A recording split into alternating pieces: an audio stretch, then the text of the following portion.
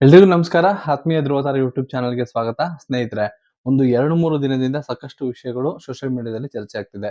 ಅದರಲ್ಲಿ ಪ್ರಮುಖವಾಗಿರೋ ವಿಷಯ ಯಾವುದು ಅಂತಂದ್ರೆ ಶಿವಣ್ಣ ಅವ್ರ ಬಗ್ಗೆ. ಶಿವಣ್ಣ ಅವರು ಚೆನ್ನೈಯಲ್ಲಿ ಒಂದಷ್ಟು ಹೇಳಿಕೆಗಳನ್ನ ಕೊಟ್ಟಿರ್ತಾರೆ. ಆ ಹೇಳಿಕೆಗಳ ಒಂದು ವಿಡಿಯೋ ಈಗ ಸಾಕಷ್ಟು ಜನ ವೈರಲ್ ಮಾಡ್ತಿದ್ದಾರೆ.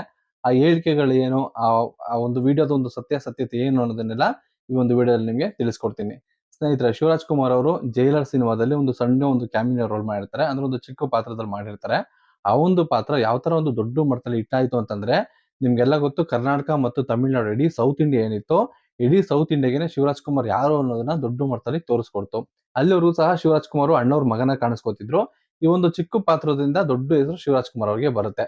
ಈಗ ಯಾಕೆ ಈ ವಿಷಯ ಹೇಳ್ತಾ ಇದ್ದೀನಿ ಅಂತಂದ್ರೆ, ಶಿವರಾಜ್ ಕುಮಾರ್ ಅವರು ಆ ಒಂದು ಸ್ಟೇಜ್ ಮೇಲೆ ನಿಂತ್ಕೊಂಡು ಜೈಲರ್ ಸಿನಿಮಾದ ಒಂದು ಸೈಮಾ ಅವಾರ್ಡ್ ಒಂದು ಫಂಕ್ಷನ್ ಇರುತ್ತೆ. ಆ ಒಂದು ಫಂಕ್ಷನ್ ಅಲ್ಲಿ ಮುಂದೆ ನಿಂತ್ಕೊಂಡು ಮಾತಾಡ್ತಿರ್ತಾರೆ. ಆ ಮಾತಿನ ಭರದಲ್ಲಿ ಶಿವರಾಜ್ ಕುಮಾರ್ ಅವ್ರು ಏನಂತ ಹೇಳ್ತಾರೆ ಅಂತಂದ್ರೆ, ಅವ್ರು ಕಂಪ್ಲೀಟ್ ತಮಿಳಲ್ಲಿ ಮಾತಾಡ್ತಾರೆ. ತಮಿಳಲ್ಲಿ ಏನಂತ ಹೇಳ್ತಾರೆ ಅಂತಂದ್ರೆ, "ಐ ಆಮ್ ಎ ಚೆನ್ನೈ ಬಾಯ್" ಅಂತ ಹೇಳ್ತಾರೆ. ಅಂದ್ರೆ ನಾನು ಚೆನ್ನೈ ಹುಡುಗ. ನನಗೆ ಚೆನ್ನೈ ಅಂದ್ರೆ ಚೆನ್ನೈ ನಗರ ಏನಿದೆ, ನನಗಿದು ವಿದ್ಯಾಭ್ಯಾಸ ಕೊಟ್ಟಿದೆ, ಮತ್ತು ಅನ್ನ ಕೊಟ್ಟಿದೆ, ಮತ್ತೆ ಮನೆ ಕೊಟ್ಟಿದೆ, ಎಲ್ಲವನ್ನೂ ಕೊಟ್ಟಿದೆ. ಈಗ ಸಿನಿಮಾ ಅವಕಾಶಗಳನ್ನು ಸಹ ಕೊಡ್ತಿದೆ. ಇಲ್ಲಿಂದ ನಾನು ಸೆಕೆಂಡ್ ಇನ್ನಿಂಗ್ಸ್ ಶುರು ಮಾಡ್ತಿದ್ದೀನಿ ಅಂತ ಕೂಡ ಶಿವರಾಜ್ ಕುಮಾರ್ ಅವರು ಹೇಳ್ತಾರೆ. ಅದನ್ನ ನೋಡಿದಂತ ಒಂದಷ್ಟು ಜನ ಟ್ವಿಟರ್ ಅಲ್ಲಿ ಅಥವಾ ಇನ್ಸ್ಟಾಗ್ರಾಮ್ ಅಲ್ಲಿ ಒಂದಷ್ಟು ಹೇಳಿಕೆಗಳನ್ನ, ಜೊತೆಲಿ ಒಂದಷ್ಟು ಖಾರವಾಗಿ ಒಂದಷ್ಟು ಕಮೆಂಟ್‌ಗಳನ್ನ ಕೂಡ ಹಾಕ್ತಾರೆ. ಯಾವ ತರ ಹಾಕ್ತಾರೆ ಅಂತಂದ್ರೆ, "ಶಿವಣ್ಣ, ನಿಮ್ಗೆ 38 ವರ್ಷದಿಂದ ಅನ್ನ ಹಾಕ್ತಿರೋದು ಕರ್ನಾಟಕ ಜನತೆ. ಈಗ ಹೋಗಿ ನೀವು ಚೆನ್ನೈ ನನ್ಗೆ ಅನ್ನ ಕೊಟ್ಟಿದೆ ಅಂತ ಹೇಳ್ತಿದ್ದೀರಾ? ಇದು ನಿಮ್ಗೆ ಒಳ್ಳೇದಲ್ಲ" ಅಂತ ಹಾಕ್ತಿದ್ದಾರೆ. ಇನ್ನೊಂದಷ್ಟು ಜನ ಏನಂತ ಕಮೆಂಟ್ ಹಾಕ್ತಿದ್ದಾರೆ ಅಂತಂದ್ರೆ, "ಅಣ್ಣವ್ರನ್ನ ನೋಡಿ ನೀವು ಸಾಕಷ್ಟು ಇದೆ ಕಲಿಯೋದು. ಯಾಕೆಂದ್ರೆ ಅಣ್ಣವ್ರಿಗೆ ಸಾಕಷ್ಟು ತೆಲುಗು, ತಮಿಳು ಮತ್ತು ಹಿಂದಿ ಸಿನಿಮಾಗಳಿಂದ ಆಫರ್ ಬಂತು. ಆದ್ರೆ ಅಣ್ಣವ್ರು ಯಾವತ್ತೂ ಸಹ ಬೇರೆ ಒಂದು ಭಾಷೆಗೆ ಹೋಗಿ ನಟಿಸ್ಲಿಲ್ಲ. ಮತ್ತು ಇನ್ನೊಂದೇನು ಅಂತಂದ್ರೆ, ಅಣ್ಣವ್ರು ಯಾವುದೇ ಕಾರಣಕ್ಕೂ ಯಾವೊಂದು ಭಾಷೆನ ಕೂಡ ಕಮ್ಮಿಯಾಗಿ ನೋಡ್ಲಿಲ್ಲ. ಎಲ್ರೂನು ಒಂದೇ ತರ ನೋಡ್ತಿದ್ರು. ಯಾವತ್ತೂ ಕೂಡ ಕರ್ನಾಟಕದಲ್ಲಿ ಇದ್ಕೊಂಡು ಅಥವಾ ತಮಿಳ್ನಾಡಲ್ಲಿ ಇದ್ಕೊಂಡು ಬೇರೆ ಒಂದು ಭಾಷೆನ ದೊಡ್ಡ ವೈಭವೀಕರಣ ಮಾಡಿ, ಆ ಒಂದು ಭಾಷೆನ ಅಥವಾ ಆ ಒಂದು ಜನಕ್ಕೆ ಬಕೆಟ್ ಹಿಡಿಯುವಂತ ಕೆಲಸಗಳನ್ನ ಮಾಡ್ಲಿಲ್ಲ. ನೀವು ಅಣ್ಣವ್ರ ಮಗ ಆಗಿ ಬೇರೆ ಭಾಷೆಗೆ ಬಕೆಟ್ ಹಿಡಿತಿದ್ದೀರಾ. ಅದು ಒಂದು ಚಿಕ್ಕ ಪಾತ್ರಕ್ಕೋಸ್ಕರ." ಮತ್ತೆ ಇನ್ನೊಂದೇನು ಅಂತಂದ್ರೆ, ಇನ್ನೊಂದಷ್ಟು ಜನ ಏನಂತ ಕಮೆಂಟ್‌ಗಳು ಹಾಕಿದ್ದಾರೆ ಅಂತಂದ್ರೆ ಶಿವಣ್ಣ ಅವ್ರಿಗೆ ತುಂಬಾ ಕೆಟ್ಟ ಕೆಟ್ಟದಾಗೆಲ್ಲ ಹಾಕಿದ್ದಾರೆ. ಅದ್ರಲ್ಲಿ ಒಂದಷ್ಟು ಕಮೆಂಟ್‌ಗಳನ್ನ ನಾನಿಲ್ಲಿ ತಗೊಂಡಿದ್ದೀನಿ ಅಷ್ಟೇ. ಇನ್ನ ಕೆಲವೊಂದಷ್ಟು ಜನ ಇಂಚೂರು ಮುಂದೆ ಹೋಗಿ, "ಶಿವಣ್ಣ ಅವ್ರಿಗೆ ಕರ್ನಾಟಕದಲ್ಲಿ ಮಾರ್ಕೆಟ್ ಬಿದ್ದೋಗಿದೆ. ಅವ್ರಿಗೆ ಕನ್ನಡ ಸಿನಿಮಾಗಳು ಕರ್ನಾಟಕದಲ್ಲಿ ಓಡ್ತಿಲ್ಲ. ಇನ್ನು ಅವ್ರ ಸಿನಿಮಾಗಳು ಸಹ ಓಡೋದಿಲ್ಲ. ಅದಕ್ಕೋಸ್ಕರ ಅವರು ತೆಲುಗು, ತಮಿಳು ನಟರಿಗೆ ಬಕೆಟ್ ಹಿಡ್ಕೊಂಡು ಜೀವನ ಮಾಡ್ತಿದ್ದಾರೆ" ಅಂತ ಕೂಡ ಹೇಳ್ತಿದ್ದಾರೆ. ನಾನು ಹೇಳ್ತಿದ್ದೀನಿ, ಶಿವರಾಜ್ ಕುಮಾರ್ ಅವ್ರಿಗೆ ಕನ್ನಡದಲ್ಲಿ ಬೇಡಿಕೆ ಕಮ್ಮಿ ಆಗಿಲ್ಲ. ಈಗಲೂ ಸಹ ಶಿವರಾಜ್ ಕುಮಾರ್ ಅವರ ಬರ್ತ್‌ಡೇಗೆ 4ರಿಂದ 5 ಸಿನಿಮಾಗಳು ಸಹ, ಹೊಸ ಸಿನಿಮಾಗಳು ಅನೌನ್ಸ್ ಆಗುತ್ತೆ. ಅವ್ರು ಸಿನಿಮಾ ಮಾಡ್ತೀವಿ ಅಂತಂದ್ರೆ ನಿರ್ಮಾಪಕರು, ನಿರ್ದೇಶಕರು ಕ್ಯೂ ಅಲ್ಲಿ ನಿಂತಿರ್ತಾರೆ. ಆದ್ರೆ ಶಿವರಾಜ್ ಕುಮಾರ್ ಅವರು ಈ ತರ ಒಂದು ಹೇಳಿಕೆ ಯಾಕೆ ಕೊಟ್ರು ಅಂತ ಗೊತ್ತಿಲ್ಲ. ಆದ್ರೆ ಶಿವರಾಜ್ ಕುಮಾರ್ ಅವರು ಆ ಒಂದು ಹೇಳಿಕೆ ಜೊತೆಗೆ ಇನ್ನು ಚಿಕ್ಕದಾಗಿ ಒಂದು ಸೇರಿಸ್ಬಿಟ್ಟಿದ್ರೆ ಆಗಿರೋದು, "ನಾನ್ ಕರ್ನಾಟಕದಿಂದ ಬಂದಿರೋನು, ಕನ್ನಡಕ್ಕೆ ಧನ್ಯವಾದಗಳು" ಅಂತ ಆದ್ರೂ ತಿಳಿಸ್ಬೋದಿತ್ತು. ಅಥವಾ ನಾನು ಅಲ್ಲಿಂದ ಬಂದಿರೋನು ಅಂತ ಹೇಳಿದ್ರು ಕೂಡ ಗೊತ್ತಾಗ್ತಿತ್ತು. ಅಟ್‌ಲೀಸ್ಟ್ ಕನ್ನಡದವ್ರ ವಿರುದ್ಧ ಇಷ್ಟು ದೊಡ್ಡ ಮಟ್ಟದಲ್ಲಿ ವಿರೋಧ ಅವ್ರು ಕಟ್ಕೋತಾ ಇರ್ಲಿಲ್ಲ. ಮತ್ತು ಈ ವಿಡಿಯೋ ಈಗ ವೈರಲ್ ಆಗೋದಕ್ಕೆ ಪ್ರಮುಖ ಕಾರಣ ಏನು ಅಂತಂದ್ರೆ, ಒಂದಷ್ಟು ಜನ ಕಿಡಿಗೇಡಿಗಳು ಶಿವಣ್ಣ ಅವ್ರ ಬಗ್ಗೆ ಹಿನ್ನೆಲೆ ಗೊತ್ತಿಲ್ಲದೆ ಮಾತಾಡ್ತಿದ್ದಾರೆ. ಶಿವರಾಜ್ ಕುಮಾರ್ ಅವರು ತಮಿಳ್ನಾಡು ಏನು ಮಾಡಿಲ್ಲ ನನ್ನ ಪ್ರಕಾರ. ಅವ್ರು ಅಲ್ಲಿ ಏನು ಮಾಡಿದಿಲ್ಲ. ಜಸ್ಟ್ ಹೋಗಿ ಸಿನಿಮಾದಲ್ಲಿ ಅಭಿನಯ ಮಾಡಿ ಬರ್ತಿದ್ದಾರೆ. ಆದ್ರೆ ಶಿವರಾಜ್ ಕುಮಾರ್ ಅವ್ರ ಮೇಲೆ ನಮಗೂ ಕೂಡ ಒಂದು ಬೇಜಾರಿದೆ. ಕಮಲ್ ಹಾಸನ್ ಆಗಿರ್ಬೋದು, ರಜನಿಕಾಂತ್ ಆಗಿರ್ಬೋದು, ಚಿರಂಜೀವಿ ಆಗಿರ್ಬೋದು, ಯಾರೇ ಆಗಿರ್ಬೋದು, ಕನ್ನಡ ಚಿತ್ರರಂಗದಲ್ಲಿ ಬಂದು ಸಣ್ಣ ಸಣ್ಣ ಪಾತ್ರಗಳು ಯಾರು ಮಾಡೋದಿಲ್ಲ. ಅಥವಾ ಅಣ್ಣನ್ ಕ್ಯಾರೆಕ್ಟರ್ ಅಥವಾ ಇನ್ನೊಂದು ಒಂದು ಮಾಸ್ಟರ್ ಕ್ಯಾರೆಕ್ಟರ್ ಯಾರು ಕೂಡ ಮಾಡೋದಿಲ್ಲ. ಆದ್ರೆ ನಮ್ಮ ನಟರು ಹೋಗಿ ಅಲ್ಲಿ ಒಂದು ಪೋಷಕ ಪ್ರಧಾನ ಪಾತ್ರಗಳನ್ನ ಮಾಡ್ತಿದ್ದಾರೆ.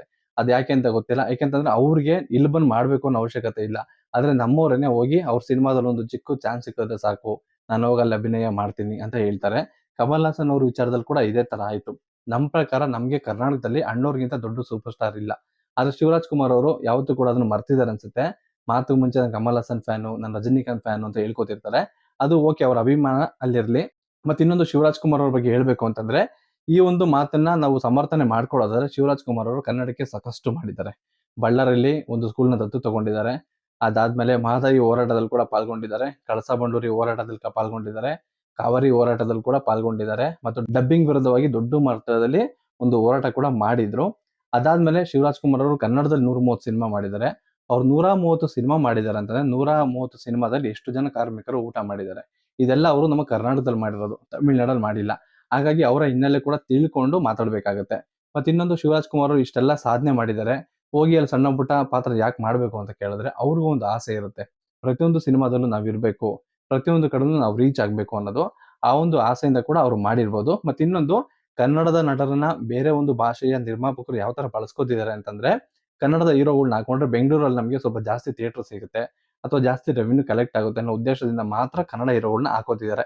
ನಿಮ್ಗೆಲ್ಲ ಗೊತ್ತು, ಉಪೇಂದ್ರ ಅವರು ಕೂಡ ಕೂಲಿ ಸಿನಿಮಾದಲ್ಲಿ ಅಭಿನಯ ಮಾಡಿದ್ರು. ಅವರೊಂದು ಚಿಕ್ಕ ಪಾತ್ರ ಕೊಟ್ಟಿದ್ರು. ಆ ಪಾತ್ರ ಅಲ್ಲೇ ಯಾರಾದ್ರು ಸಣ್ಣ ಪುಟ್ಟ ಹೀರೋಗಳು ಮಾಡ್ಬೋದಿತ್ತು. ಉಪೇಂದ್ರ ಅವ್ರನ್ನ ಕರ್ಸ್ಕೊಂಡಿದ್ದು ಬೆಂಗಳೂರಲ್ಲಿ ಜಾಸ್ತಿ ಕಲೆಕ್ಷನ್ ಆಗುತ್ತೆ ಅನ್ನೋ ಉದ್ದೇಶದಿಂದ ಮಾತ್ರನೇ ಅನ್ಸುತ್ತೆ. ಅದಾದ್ಮೇಲೆ ಶಿವಣ್ಣ ಅವ್ರನ್ನ ಕೂಡ ಈ ತರ ತುಂಬಾ ಜನ ನಿರ್ಮಾಪಕರು ಯೂಸ್ ಮಾಡ್ಕೋತಿದ್ದಾರೆ. ಅದೆಲ್ಲ ಕಮ್ಮಿ ಆಗ್ಬೇಕು. ಅಲ್ಲಿ ನಟರು ಬೇಕಾದ್ರೆ ಇಲ್ಲಿ ಒಂದು ಆಕ್ಟ್ ಮಾಡ್ಬೋದು. ಆದ್ರೆ ಅವ್ರು ಮಾಡೋದಿಲ್ಲ. ಯಾಕೆಂತಂದ್ರೆ ಅವ್ರಿಗೆ ಒಂದು ರೆವಿನ್ಯೂ ಪ್ರಾಬ್ಲಮ್ ಆಗ್ಬೋದು, ಅಥವಾ ಸಿನಿಮಾಗಳು ನಮ್ಮಲ್ಲಿ ಅಷ್ಟು ದೊಡ್ಡ ಮಟ್ಟದಲ್ಲಿ ತಯಾರಾಗದೆ ಇರ್ಬೋದು. ಮತ್ತೆ ಇನ್ನ ಒಂದು ಶಿವಣ್ಣ ಅವರ ಒಂದು ಈ ಹೇಳಿಕೆನ ಖಂಡಿಸೋರು ರಜನಿಕಾಂತ್ ಅವರ ಹೇಳಿಕೆ ಕೂಡ ಖಂಡಿಸಬೇಕಾಗುತ್ತೆ. ರಜನಿಕಾಂತ್ ಅವ್ರು ಏನಂತ ಹೇಳ್ತಾರೆ ಅಂತಂದ್ರೆ, ನಾನು ಹುಟ್ಟು ಬೆಳೆದಿದ್ದು ಎಲ್ಲ ಬೆಂಗಳೂರಲ್ಲಿ. ನನ್ನ ಒಂದು ರಕ್ತದಲ್ಲಿ ಕನ್ನಡ ಬೆರೆತೋಗಿದೆ. ಹಾಗಾಗಿ ನಾನು ಕನ್ನಡ ತುಂಬಾ ಚೆನ್ನಾಗಿ ಮಾತಾಡ್ತೀನಿ. ನಾನು ಕನ್ನಡದವನು ಅಂತ ಸಾಕಷ್ಟು ಕಾರ್ಯಕ್ರಮಗಳು ಹೇಳ್ಕೊಂಡಿದ್ದಾರೆ. ಆಗ ತುಂಬಾ ಜನ ಕನ್ನಡಿಗರು ಖುಷಿ ಪಟ್ರು. ನಮ್ಮ ಒಬ್ಬ ಸೂಪರ್ ಸ್ಟಾರು ತಮಿಳ್ನಾಡಲ್ಲಿ ಹೋಗಿ ಕನ್ನಡದ ಬಗ್ಗೆ ಮಾತಾಡ್ತಾನೆ ಅಂತ ಅನ್ಬಿಟ್ಟು. ಅದನ್ನು ಕೂಡ ನಾವು ವಿರೋಧ ವ್ಯಕ್ತಪಡಿಸಬೇಕಾಗುತ್ತೆ. ಮತ್ತೆ ಇನ್ನೊಂದೇನು ಅಂತಂದ್ರೆ NTR ಅವರು ನಮ್ಮ ತಾಯಿ ಊರು ಕುಂದಾಪುರ ಅಂತ ಕನ್ನಡದಲ್ಲೇ ಮಾತಾಡ್ತಾರೆ. ನಾನು ಕನ್ನಡದವನು ಅಂತ ಕೂಡ ಹೇಳ್ಕೊತಾರೆ. ಶಿವಣ್ಣ ಅವರು ಒಂದು ಚೆನ್ನೈಯಲ್ಲಿ ಹುಟ್ಟಿ ಬೆಳೆದಿದ್ರಿಂದ ನಾನು ಚೆನ್ನೈಯವನು, ಚೆನ್ನೈಯಲ್ಲಿ ಹುಟ್ಟಿ ಬೆಳೆದಿದ್ದೀನಿ ಅಂತ ಹೇಳೋದನ್ನ ವಿರೋಧ ಮಾಡೋದಾದ್ರೆ ನೀವು ಈ ಒಂದು ನಟರ ಹೇಳಿಕೆಗಳನ್ನು ಕೂಡ ವಿರೋಧ ಮಾಡ್ಬೇಕಾಗತ್ತೆ. ಯಾಕೆಂತಂದ್ರೆ ನಮ್ ನಟ ಹೇಳ್ದಾಗ ನಾವು ವಿರೋಧ ಮಾಡಿ ಬೇರೆ ನಟ ಹೇಳ್ದಾಗ ಖುಷಿ ಪಡೋದು ಸರಿಯಲ್ಲ. ಮತ್ತೆ ಇನ್ನೊಂದು ಸತ್ಯವಾದ ವಿಷಯ ಏನು ಅಂತಂದ್ರೆ, ಈ ಒಂದು ಸ್ಟೇಟ್ಮೆಂಟ್ ಏನಿದೆ ಶಿವರಾಜ್ ಕುಮಾರ್ದು, ಇದು ನಿನ್ನೆ ಮೊನ್ನೆ ಕೊಟ್ಟಿರೋದಲ್ಲ. ಇದು ಆಲ್ರೆಡಿ 3 ರಿಂದ 4 ವರ್ಷ ಹಿಂದಿನ ಸ್ಟೇಟ್ಮೆಂಟ್. ತುಂಬಾ ಜನ ಈ ಒಂದು ವಿಡಿಯೋನ ಕಟ್ ಅಂಡ್ ಪೇಸ್ಟ್ ಮಾಡಿ ಈಗ ಅಪ್ಲೋಡ್ ಮಾಡ್ತಿದ್ದಾರೆ. ತುಂಬಾ ಜನ ಫೇಸ್ಬುಕ್ ಅಲ್ಲಿ, ಇನ್ಸ್ಟಾಗ್ರಾಮ್ ಅಲ್ಲಿ ನೋಡಿ ನಿಮ್ಮ ದೊಡ್ಡಮನೆ ಮಗನ ಒಂದು ಕನ್ನಡ ಪ್ರೇಮ ಈ ತರದೆಲ್ಲ ಅಪ್ಲೋಡ್ ಮಾಡಿ ಈಗ ವೈರಲ್ ಮಾಡ್ತಿದ್ದಾರೆ. ಎಂತಕ್ಕೆ ಅಂತಂದ್ರೆ ಇನ್ನೊಂದು 2-3 ದಿನದಲ್ಲಿ ಶಿವರಾಜ್ ಕುಮಾರ್ ಅವರ ಬರ್ತಡೇ ಇದೆ. ಹಾಗಾಗಿ ಕಿಡಿಗೇಡಿಗಳು ಸಾಕಷ್ಟು ಜನ ಶಿವಣ್ಣನ ವಿರುದ್ಧವಾಗಿ ಪಿತೂರಿ ಮಾಡಿ ಈಗ ಈ ಒಂದು ವಿಡಿಯೋನ ಟ್ರೆಂಡ್ ಮಾಡ್ತಿದ್ದಾರೆ. ಮಾಡೋರು ಅವಾಗ್ಲೇ ಮಾಡ್ಬೇಕಾಗಿತ್ತು. ಅವಾಗ್ಲೇ ಮಾಡಿದ್ರೆ ಅದಕ್ಕೊಂದು ಅರ್ಥ ಇರ್ತಿತ್ತು. ತುಂಬಾ ವರ್ಷಗಳು ಗ್ಯಾಪ್ ಆದ್ಮೇಲೆ ಇವಾಗ ಮಾಡ್ತಿರೋ ಉದ್ದೇಶನೇ ಅಷ್ಟು. ಅದ್ಬಿಟ್ಟು ಇನ್ನೇನು ಇಲ್ಲ. ಶಿವರಾಜ್ ಕುಮಾರ್ ಅವ್ರಿಗೆ ಹುಷಾರಿಲ್ಲದೆ ವಾಪಸ್ ಬಂದು ಸಾಕಷ್ಟು ಸಿನಿಮಾಗಳನ್ನ ಈಗ ಮಾಡ್ತಿದ್ದಾರೆ. ಬಟ್ ನನ್ನ ಒಂದು ಕೋರಿಕೆ ಕೂಡ ಅದನ್ನೇ ಶಿವಣ್ಣಗೆ. ಸಾಕಷ್ಟು ತೆಲುಗು, ತಮಿಳು ಸಿನಿಮಾಗಳನ್ನ ಮಾಡೋದನ್ನ ಬದಲು ಕನ್ನಡದಲ್ಲೇ ಸಿನಿಮಾಗಳನ್ನ ಮಾಡಿ, ಅಥವಾ ನೀವು ಅಲ್ಲೋಗಿ ಸಿನಿಮಾಗಳನ್ನ ಮಾಡ್ತೀರಾ, ಸುಮ್ನೆ ಒಂದು ಸಾಂಗ್‌ಗೋಸ್ಕರ ತೆಲುಗಲ್ಲಿ ಕೂಡ ಹೋಗಿ ಅಭಿನಯ ಮಾಡಿದ್ರೆ, ಅಲ್ಲಿನ ನಟರಿಗೆ ನೀವು ಅಪ್ರೋಚ್ ಮಾಡಿ, ನನ್ನ ಸಿನಿಮಾದಲ್ಲಿ ನೀವು ಬಂದು ಮಾಡಿ ಅಂತ ಅನ್ಬಿಟ್ಟು. ಯಾಕಂದ್ರೆ ಅವ್ರು ಒಪ್ಕೋತಾರೋ ಇಲ್ವೋ ಅನ್ನೋದು ಅವಾಗ ಗೊತ್ತಾಗುತ್ತೆ. ಕಮಲ್ ಹಾಸನ್ ಅವರು, ರಜನಿಕಾಂತ್ ಅವರು, ಚಿರಂಜೀವಿ ಅವರು ಕನ್ನಡ ಸಿನಿಮಾಗಳನ್ನ ಮಾಡಿರ್ಬೋದು. ಯಾವಾಗ ಅಂತಂದ್ರೆ ಅವ್ರಿಗೆ ಮಾರ್ಕೆಟ್ ಇಲ್ದೇ ಇರೋ ಟೈಮಲ್ಲಿ. ಇವಾಗಾದ್ರೆ ಅವ್ರು ಬರೋದಿಲ್ಲ ಅಂತ ಕಾಣುತ್ತೆ. ಹಾಗಾಗಿ ನೀವು ಅಲ್ಲಿ ಹೋಗೋ ತರ ಅವ್ರು ಇಲ್ಲಿ ಬಂದು ಮಾಡಿದ್ರೆ ತುಂಬಾ ಚೆನ್ನಾಗಿರುತ್ತೆ. ಆಗ ನಮಗೂ ಕೂಡ ನಮಗೆ ಅಂದ್ರೆ ನಮ್ಮ ಕನ್ನಡ ಚಿತ್ರರಂಗಕ್ಕೂ ಕೂಡ ತಮಿಳ್ನಾಡಲ್ಲಿ ದೊಡ್ಡ ಮಟ್ಟದಲ್ಲಿ ಮಾರ್ಕೆಟಿಂಗ್ ಸಿಗುತ್ತೆ. ಆಗ 2 ಚಿತ್ರರಂಗ ತುಂಬಾ ಚೆನ್ನಾಗಿರುತ್ತೆ.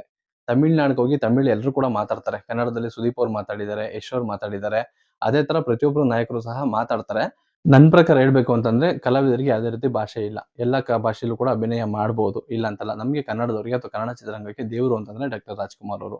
ಅವರ ಒಂದು ಹಾದಿಯಲ್ಲಿ ಆ ಒಂದು ಕುಟುಂಬ ನಡಿಬೇಕು ಅನ್ನೋದು ಎಲ್ರದ್ದು ಕೂಡ ಆಸೆ ಆಗಿರುತ್ತೆ. ಹಾಗಾಗಿ ಆ ತರ ಒಂದು ಪ್ರಶ್ನೆಗಳು ಎದ್ದೇಳೋದು ಸಹಜ. ಏಕೆಂದ್ರೆ ಡಾಕ್ಟರ್ ರಾಜ್‌ಕುಮಾರ್ ಅವರ ಜಾಗದಲ್ಲಿ ಪ್ರತಿಯೊಬ್ಬರು ಸಹ ನೋಡೋದು ಅಪ್ಪು ಸರ್‌ನೇ. ಶಿವರಾಜ್ ಕುಮಾರ್‌ನ ಅದಾದ್ಮೇಲೆ ನೋಡ್ತಾರೆ. ಹಾಗಾಗಿ ಶಿವರಾಜ್ ಕುಮಾರ್ ಅವರಿಗೆ ಈ ತರ ಒಂದು ಕಾಂಟ್ರವರ್ಸಿಗಳು ಇದೆಲ್ಲ ಬಂದಾಗ ಅವ್ರಿಗೆ ಸ್ವಲ್ಪ ಈ ತರ ಪ್ರಶ್ನೆಗಳು ಎದುರಾಗೋದು ಸಹಜ. ಹಾಗಾಗಿ ಶಿವರಾಜ್ ಕುಮಾರ್ ಅವರು ಇದನ್ನೆಲ್ಲನೂ ಕೂಡ ಎದುರಿಸಬೇಕಾದಂತ ಪ್ರಸಂಗ ಬಂದೇ ಬರುತ್ತೆ ಅಂತ ಹೇಳ್ತಾ ವಿಡಿಯೋನ ಇಲ್ಲೇ ಮುಗಿಸ್ತಿದ್ದೀನಿ. ನಿಮ್ಗೆ ಏನ್ ಅನ್ಸುತ್ತೆ ಅನ್ನೋದನ್ನ ಕೆಳಗಡೆ ಕಮೆಂಟ್ ಮೂಲಕ ತಿಳಿಸಿ.